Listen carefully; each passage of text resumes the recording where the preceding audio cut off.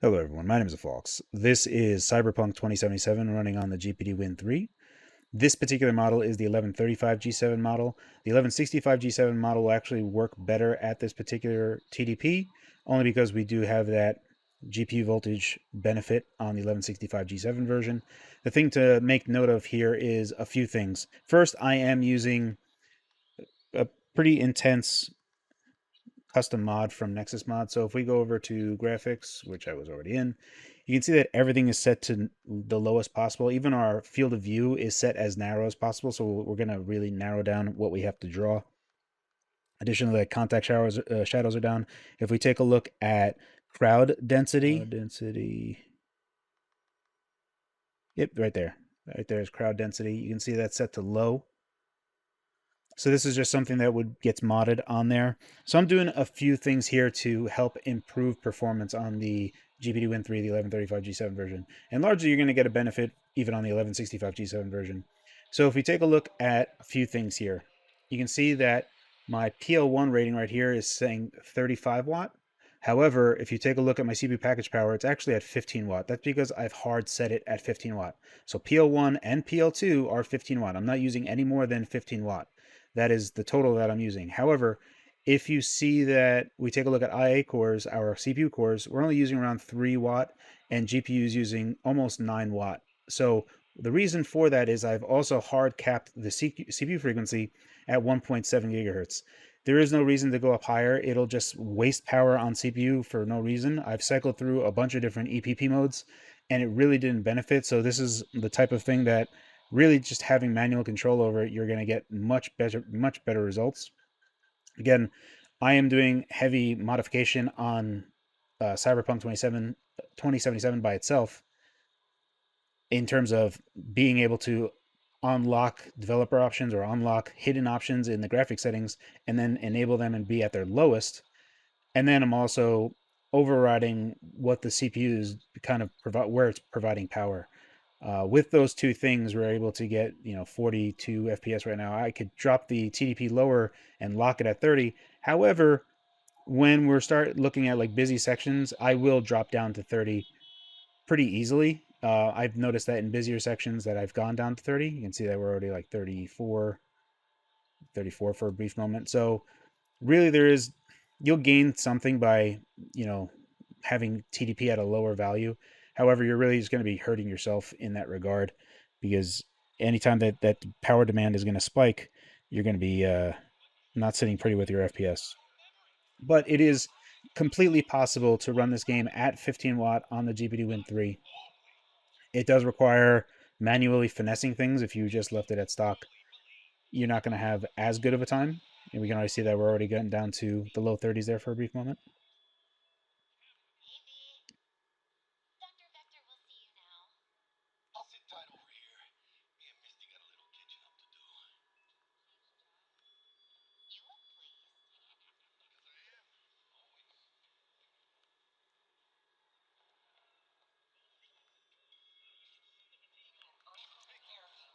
Alright, so I just got some upgrades and I walked out, and this area is pretty intense. There's a lot of stuff going on, even though I have my crowd density set to as low as possible. We still have a pretty decent crowd here. You can see that our frame rate is tanking. So in this particular situation, we've already taken a look at what 15 watt can do. Let's go ahead and bump TDP. Now, one thing that I do want to mention to you guys is that, yes, the GPD Win 3 can go up in TDP. However, you really should plug in if you're going to be going above 25 watt. Just the amount of amps that you're going to be pulling out of that battery, just something to be careful about. Alrighty, so here I am just wasting a ginormous amount of power. You can see my CPU package power is at 30 watt, and my frame rate really didn't improve all that much. If you take a look at my IA cores, my CPU I'm spending 12 watt, and my GPU I'm spending 15 watt. Now on the 1135 G7, the power will pretty much cap out at 16 watts. That's when you're going to power all 80 of those execution units on the 1135 G7. So in this particular situation, when I just limit the CPU, you're going to see us get a heavy savings on power for CPU, but our frame rate really isn't going to go down that much. So I'm going to go ahead and do that right now.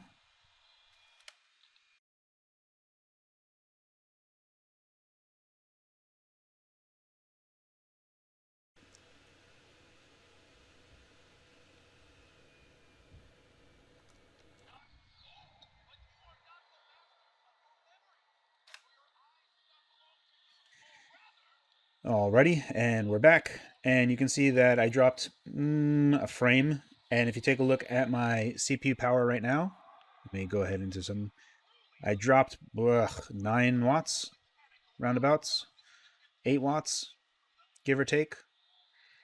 So you can take a look and see my CPU package power is now at 20 watt. And technically at 20 watt, this is still, you can run 20 watt on battery. That's really the ceiling of what I would say it's okay to run at. And for what it's worth, that's what GPD sets the PL1 at. They set PL2 at 25 watt, but PL2 will only last for about 28 seconds. So I'm going to go ahead and just leave it at this for right now.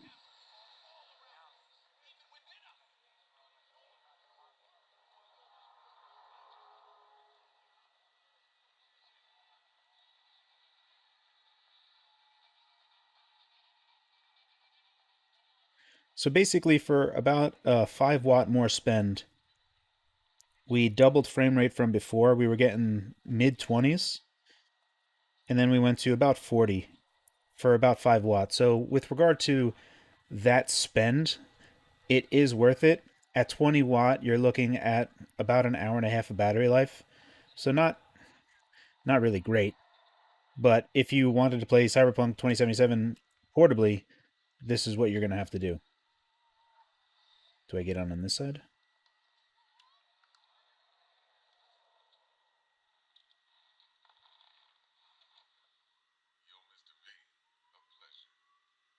Now, again, if I just pull the plug on this, it doesn't matter because my TDP is hard set. I am telling the machine right now to use 35 watts. PL1 is 35 watt. The problem is because I'm kneecapping CPU frequency, CPU can only use so much power, and we're diverting a whole bunch of power to GPU. Specifically, with where we are right now, CPU will be limiting us in terms of how high we can take our frame rate, which will also be limiting how much work demand is for the GPU. But again, if we were to frame cap this at 30, in fact, let me go ahead and frame cap it right now. Alrighty, so we are frame capped at 30. You can see it's right there. Now you can do this in the game options and you can do this externally. Right now I'm frame capping with Riva Tuner. But take a look at our package power. We are still burning 17 watt. The benefit here about frame capping is that you're going to be getting consistent frame time. And consistent frame time is going to be far more of an enjoyable gaming experience than having fluctuating going up to 40 and 30. So even though our power spend is roughly the same, I still would recommend to do it like this as opposed to, getting 40 frames. You're gonna see tearing, you're gonna see some jitter, you're gonna feel jitter. It's not gonna be the best. This is gonna be what you're gonna want. Now again, you can also frame cap within the settings itself. Let's go ahead and see that. Okay, we're gonna do 30. This is our target frame rate. We're saying the minimum resolution is 50%. We can also make this a hard 50, and now we're just targeting this. So now we're just going to go ahead and that's it. Just press B on that. Now, let's see if there's a difference here. So we are achieving over 30. What's our power package? It's at 16 watt. So it doesn't look like the dynamic frame rate is being respected, and we're going to be having that jitter. So you would be better off, you would be better served forcing frame rate externally with a tool like Riva Tuner. And you can just see how much this is jumping around. If we were to graph this around, it would be all over the place. It's not that it's terrible, it's just that something that you should be mindful of.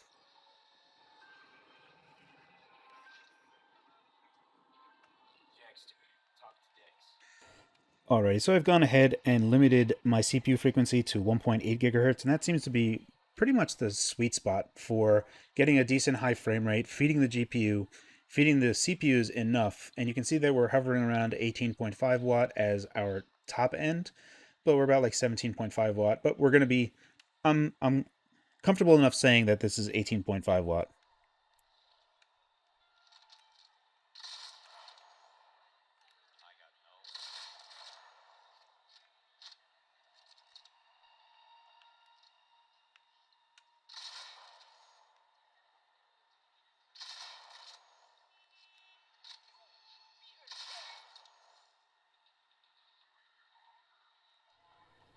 This is a quick edit. I just wanted to add this part in because I didn't mention it, and it's worth mentioning. Intel does not list Cyberpunk 2077 as working just yet on their changelog or even in the latest January 20th drivers. That is still scheduled for the next driver update, or maybe the next. There might still yet be a Cyberpunk patch that comes out that breaks this. The only reason that I'm telling you that is so it paints a more realistic picture. Yes, it's working right now. There will be crashes. Even Intel acknowledges that you will have crashes on this driver on Tiger Lake. Again, it's not meant for consumption really. Like you can play and then eventually crash and then reload and be fine, but we don't yet know if Intel's actual stable driver is going to increase performance or decrease performance. So all the metrics that you're seeing right now might not be valid. So it's just something that I wanted to kind of just touch base on. When the official Intel drivers do drop, I will take a look at that as well and see what happens and see if there's a new patch out and be ready for that and have an updated video for you guys then. Anywho, that's the last thing I wanted to say before I tagged off on the video. As always, guys, thank you for your time, and thanks for watching.